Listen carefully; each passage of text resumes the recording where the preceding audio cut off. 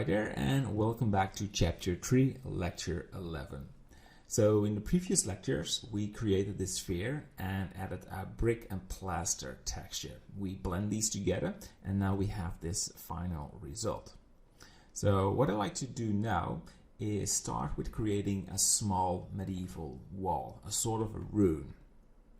And in the end we will apply this material on the wall. We have to make some adjustments, but in the end we can use this wall for chapter 4, where we will create a landscape, a grass landscape with this medieval wall. Alright, so we start in this lecture with making the wall by using blueprints or background images. Alright, so we left click on this sphere and we disable it. So it's not deleted, it's still in the scene, but we hide it. So we now tap 1 on the numpad and go to the solid mode. We left click on the cube and drag this to somewhere on the left. As I mentioned, I want to import a background image. So we go to the folder and we click the front, and you can find it in the dashboard, and you drag this into the viewport. And it shows an error, so we just try it again, and there it is. So I think the screencast is now disabled and there's some glitch. I don't know what it was, but it's just a little bit glitchy. The side image, I think it cannot handle background image. It should be a version error, but the only thing we need to do, or I need to do, is just re-enable the screencast. So, and also want to scale these image. Let's scale it by a factor 5, S5. So these are a little bigger, and of course we can scale the wall later on in this lecture, of course, or other lectures. So drag these a little to this red line, and the front one is perfect.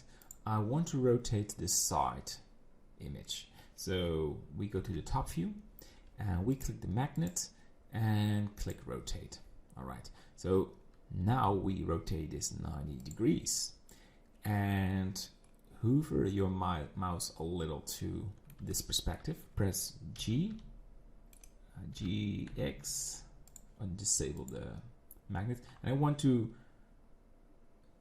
touch this wall a little. GX, something like this, so they are perfectly matching. And GY. So we can now model the rune and go to the side view and use this wall reference. Alright, so a good preparation. We are now ready to model. What I like to do is prepare the workbench, add a cube, and then we go to the next lecture where we start with modeling the wall. So we go to the workbench, cycles, workbench, matcap, the red color. And we want shadows, we want an outline and some cavity. That's good for the shading. We're ready to go.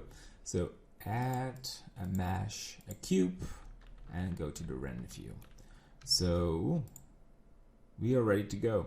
So this is the end of this lecture. In the next one we will do the modeling work, and we also will create this hole in the mesh. So for this we will use a new modifier, the boolean. And we are going to use the remesh to optimize the wall when we are finished with the modeling. So some exciting things to do, and see you in the next lecture. Bye bye.